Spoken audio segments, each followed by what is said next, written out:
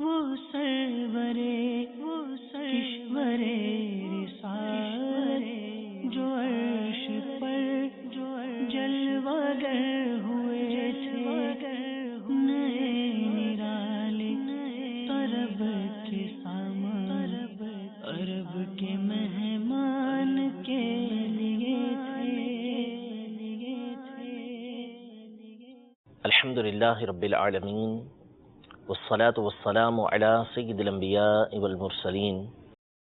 اما بعد فاعوذ باللہ من الشیطان الرجیم، بسم اللہ الرحمن الرحیم۔ الصلاة والسلام علیک یا رسول اللہ وعلی آلک واصحابک یا حبیب اللہ۔ الصلاة والسلام علیک یا نبی اللہ وعلی آلک واصحابک یا نور اللہ۔ مدنی چینل کے ناظرین، الحمدللہ عز و جل سلسلہ معراج مصطفیٰ صلی اللہ تعالیٰ علیہ وآلہ وسلم میں ایک مرتبہ پھر حاضر ہیں۔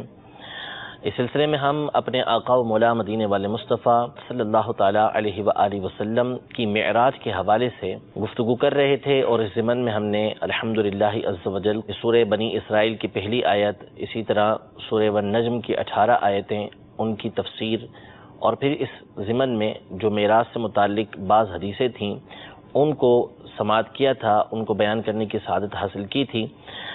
اب انشاءاللہ تبارک و تعالی مفصلاً جو احادیث طیبہ کی روشنی میں معراج کا واقعہ بیان کیا گیا ہے اس کو ذکر کرنے کی کوشش کریں گے، اور اسی ضمن میں انشاءاللہ تبارک و تعالی مختلف فوائد، مختلف علمی باتیں جو علماء نے اپنی کتابوں کے اندر ذکر کی ہیں، انشاءاللہ عز و جل اپنے اس سلسلے کے اندر اب انشاءاللہ بیان کرنے کی کوشش کی جائے گی۔ معراج کے حوالے سے جو پچھلے سلسلے تھے اس میں کئی باتیں ہم بیان کر چکے، یعنی احادیث طیبہ بیان کر چکے کہ کس طریقے سے نبی کریم صلی اللہ تعالیٰ علیہ وآلہ وسلم کی معراج ہوئی، معراج میں کیا کیا باتیں دیکھیں، یہ مختلف احادیث کے اندر جو باتیں آئی ہیں اس کو ہم نے حدیث کی روشنی میں ذکر کرنے کی کوشش کی تھی۔ علماء نے ان تمام احادیث طیبہ کو جمع کر کے مکمل معراج کے واقعے کو بیان کیا ہے۔ آج سے انشاءاللہ تبارک و تعالی اس واقعے کو ہم بیان کرنے کی کوشش کریں گے۔ حضور سرور دو عالم صلی اللہ تعالی علیہ وآلہ وسلم نے ارشاد فرمایا کہ میں حتیم کعبہ میں تھا، یعنی حضور علیہ الصلوۃ والسلام جس وقت آپ کو معراج کی رات اللہ تبارک و تعالی کی بارگاہ میں لے جایا گیا 27 رجب المرجب کو، تو آپ علیہ الصلوۃ والسلام ابتداء سیدتنا ام ہانی رضی اللہ تعالی عنہا جو حضرت علی رضی اللہ تعالی عنہ کی بہن ہیں ان کے گھر آپ آرام فرما رہے تھے۔ پھر اس کے بعد آپ حتیم کعبہ کے اندر تشریف لے کر آئے تھے، اور بعض روایتوں کے اندر یہ ہے کہ حضور علیہ الصلوۃ والسلام جب سیدتنا ام ہانی رضی اللہ تعالی عنہا کے گھر آرام فرماتے تو سیدنا جبریل امین علیہ الصلوۃ والسلام یہ حاضر خدمت ہوئے اور چھت کو چیر کر آپ علیہ الصلوۃ والسلام کی بارگاہ میں حاضر ہوئے۔ پھر اس کے بعد حضور علیہ الصلوۃ والسلام حتیم کعبہ میں تشریف فرما تھے، تو پہلے ایک رات سیدنا جبریل امین علیہ الصلوۃ والسلام فرشتوں کے ساتھ حاضر خدمت ہوئے، پھر اس کے بعد دوسری رات سیدنا جبریل امین علیہ الصلوۃ والسلام یہ بارگاہ رسالت میں حاضر ہوئے، اور حضور علیہ الصلوۃ والسلام کو، یعنی رات کا وقت تھا، حضور علیہ الصلوۃ والسلام کعبۃ اللہ المشرفہ کے گرد جو دائرہ ہے جس کو حتیم کہتے ہیں، تو اس مقام پر نبی کریم صلی اللہ تعالیٰ علیہ وسلم معراج کی رات آرام فرما تھے، یہیں جبریل امین حاضر خدمت ہوئے اور نبی کریم صلی اللہ تعالیٰ علیہ وآلہ وسلم کو جگایا۔ آپ کے ساتھ حضرت میکائیل علیہ السلام بھی موجود تھے۔ یہ دونوں حضور علیہ الصلوۃ والسلام کو لے کر مقام زمزم پر آئے، یعنی زمزم کا جو کنواں ہے وہاں پر حضور علیہ الصلوۃ والسلام کو لے کر حاضر ہوئے،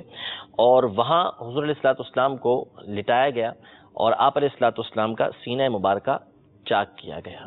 اس کو شق صدر کہا جاتا ہے۔ شق کا معنی چاک کرنا، چیرنا ہوتا ہے، صدر کا معنی سینہ۔ تو حضور علیہ الصلوۃ والسلام کے سینہ مبارکہ کو وہاں پر چیرا گیا۔ حضور علیہ الصلوۃ والسلام نے فرمایا کہ جبریل امین نے میرے دل کو نکالا اور اس کو 3 دفعہ غسل دیا، اس کو دھویا،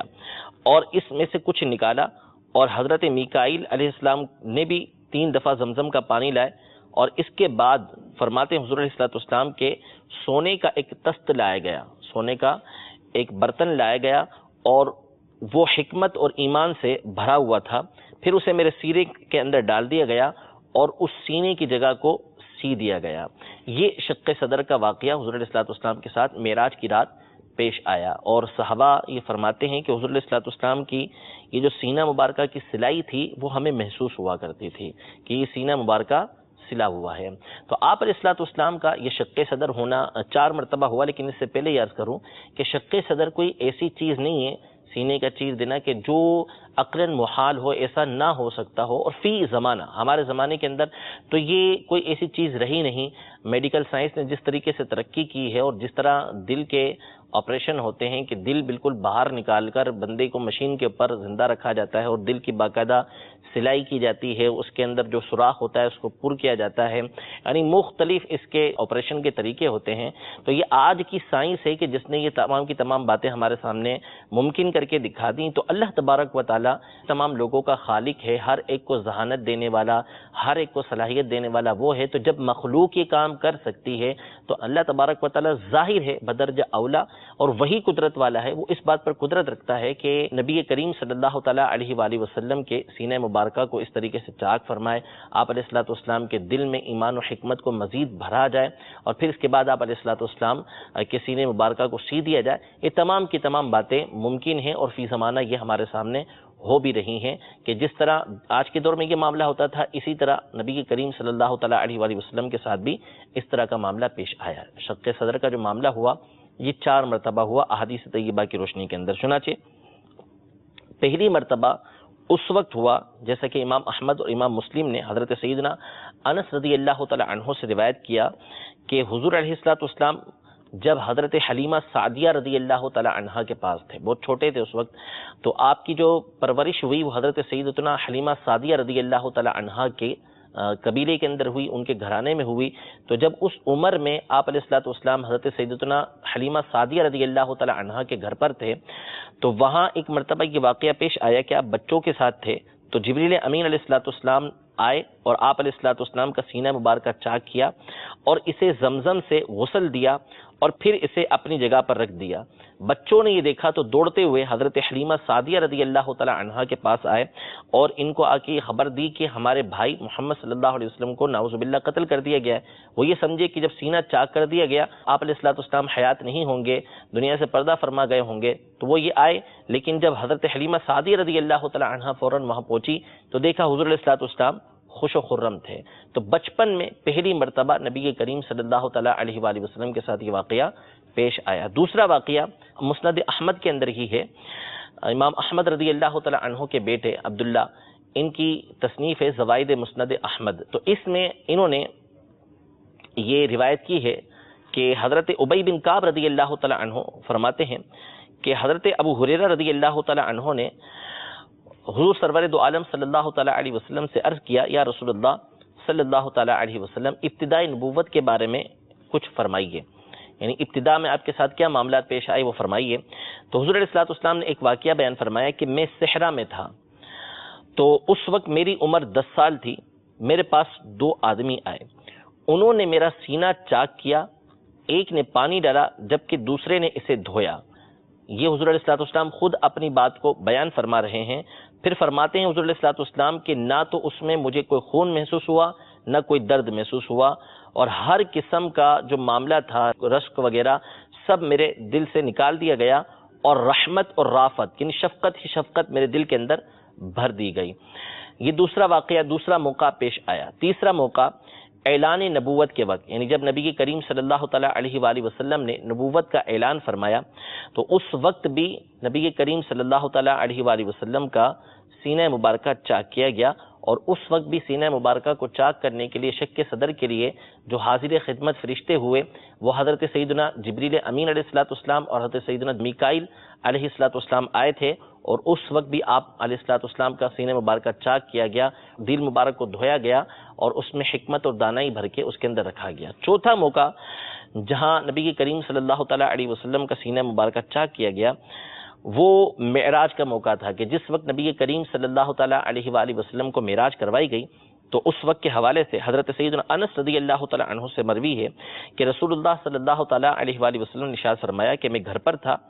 اور پھر بعض روایتوں کے مطابق حتیم کعبہ میں تھے، تو مجھے زمزم کے کنویں کے پاس لایا گیا اور میرا سینہ چاک کیا گیا اور اسے ایمان و حکمت کے ساتھ خوب مالا مال کیا گیا، حتیٰ کہ ایمان و حکمت سے وہ دل خوب بھر گیا، وہ سینہ مبارکہ آپ علیہ الصلوۃ والسلام کا۔ تو یہ 4 موقع تھے کہ جب نبی کریم صلی اللہ تعالیٰ علیہ وآلہ وسلم کا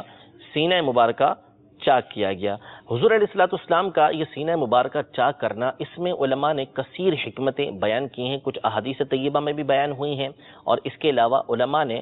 اپنے اپنے ذوق کے مطابق اس کی تشریحات کی ہیں، اس کے اندر حکمتیں بیان کی ہیں۔ اولاً امام ابن منیر رحمہ اللہ تعالی یہ فرماتے ہیں کہ حضور علیہ السلام کا شق صدر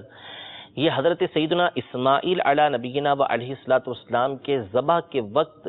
جو صبر تھا اس سے بڑھ کر صبر ہے۔ یعنی سیدنا اسماعیل علی نبینا و علیہ السلام کا صبر بڑا مشہور ہے کہ آپ علیہ السلام اس بات پر راضی تھے کہ اللہ تبارک و تعالیٰ کی بارگاہ میں آپ کو ذبح کر دیا جائے، اور آپ علیہ السلام نے اپنے آپ کو پیش کیا تھا بچپن کے اندر۔ یہ بہت بڑا صبر کا مقام ہے، لیکن آپ علیہ السلام کو قربان نہیں کیا گیا، لیکن آپ نے اپنے آپ کو پیش کیا، حقیقتاً بہت بڑی بات ہے۔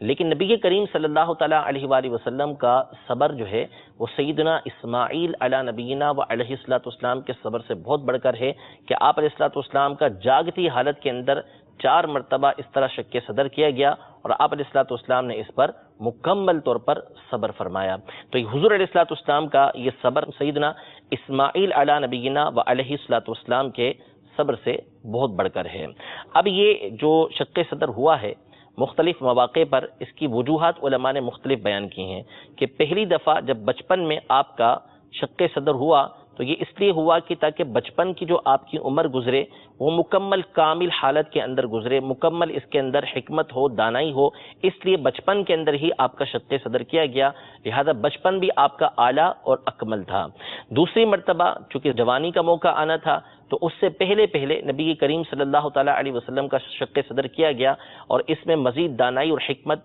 ڈالی گئی تاکہ آپ کی جوانی بھی کامل اور اکمل ہو اور بہت اعلیٰ درجے سے گزرے، اور وہ اسی انداز میں گزری کہ آپ کی جوانی کے جو معاملات ہیں، جو آپ کے اعلان نبوت سے پہلے کے معاملات ہیں، وہ سب کے سامنے ظاہر و باہر تھے کہ حضور علیہ السلام نے کس انداز میں صداقت کے ساتھ، امانت کے ساتھ، دیانت داری کے ساتھ، عفت کے ساتھ اپنی جوانی کو گزارا کہ وہ ہر ایک کے لیے قابل رشک تھا۔ تیسری مرتبہ جب آپ کی بعثت ہونے لگی اور آپ نے اعلان نبوت فرمانا تھا تو اس وقت اس لیے شق صدر کیا گیا تاکہ آپ علیہ السلام وحی کے بوجھ کو اٹھا سکیں، قرآن کے بوجھ کو، یعنی جو روحانی بوجھ ہے اس کو اٹھا سکیں، اور امت کی رحمت، امت کی شفقت آپ کے دل کے اندر بھر دی گئی۔ اور چوتھی مرتبہ چونکہ اللہ تبارک و تعالیٰ کی بارگاہ میں آپ علیہ السلام نے حاضر ہونا تھا تو اس لیے آپ علیہ السلام کی سینہ مبارکہ کو چاک کیا گیا اور اس میں مزید حکمت اور دانائی کو ڈالا گیا۔ اب سوال یہ پیدا ہوتا ہے کہ حضور علیہ السلام کے اندر تو یہ تمام کی تمام باتیں پہلے سے موجود تھیں،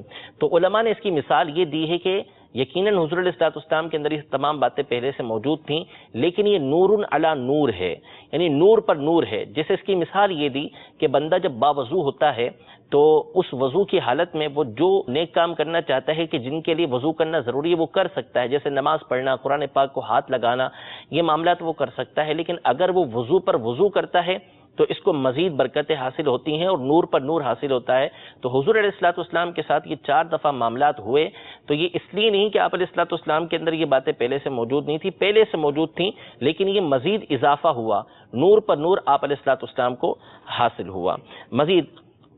اس حوالے سے علماء یہ ارشاد فرماتے ہیں کہ کیا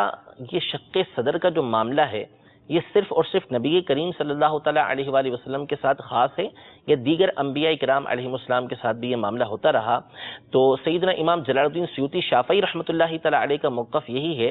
کہ یہ صرف اور صرف نبی کریم صلی اللہ تعالیٰ علیہ وسلم کے ساتھ خاص ہے کہ آپ علیہ السلام کی سینہ مبارکہ کو چاک کیا گیا، دل مبارک کو غسل دیا گیا، یہ صرف حضور علیہ السلام کے ساتھ ہوا ہے اور دیگر انبیاء کرام علیہ السلام کے ساتھ یہ معاملہ نہیں ہوا۔ لیکن امام حافظ ابن حجر عسقلانی رحمۃ اللہ تعالیٰ علیہ ان کا موقف یہ ہے کہ دیگر انبیاء کرام علیہ السلام کے ساتھ بھی اس طرح کا معاملہ پیش ہوا ہے اور وہ بھی اس کے اندر حضور علیہ السلام کے ساتھ شریک ہیں، کیونکہ جو تابوت سکینہ تھا جس کا تذکرہ قرآن پاک کے اندر موجود ہے کہ تابوت سکینہ یہ بنی اسرائیل کے پاس موجود تھا، تو اس میں مختلف تبرکات تھے۔ ان میں سے ایک تبرک حافظ ابن حجر عسقلانی رحمۃ اللہ تعالی نے یہ ذکر کیا ہے کہ اس کے اندر ایک تست موجود تھا، وہ تست وہ تھا کہ جس میں انبیاء کرام علیہ السلام کے جو دل مبارک تھے، قلوب مبارکہ تھے، ان کو دھویا جاتا تھا۔ تو اس سے بظاہر یہ معلوم ہوتا ہے کہ دیگر انبیاء کرام علیہ السلام کے ساتھ بھی یعنی بعض کے ساتھ یہ معاملہ پیش آیا، لیکن نبی کریم صلی اللہ علیہ وسلم کے ساتھ بار بار یہ معاملہ پیش آیا۔ اس حوالے سے مزید گفتگو جاری ہے کہ حضور علیہ الصلوۃ والسلام کے دل مبارک کو دھویا گیا، شق کیا گیا سینہ، اس میں اور کیا حکمتیں تھیں، پھر اس کے بعد مزید کیا واقعات پیش آئے، انشاءاللہ تبارک و تعالیٰ اس کو اپنے اگلے سلسلے کے اندر جاری رکھیں گے۔ اللہ تبارک و تعالیٰ ہماری اس کوشش کو، ان باتوں کو اپنی بارگاہ میں شرف قبولیت عطا فرمائے، جو غلطی کوتاہی ہے اللہ تبارک و تعالیٰ اپنی رحمت کاملہ سے معاف فرمائے، آمین بجاہ النبی الامین صلی اللہ تعالیٰ علیہ وسلم۔ وہ سرور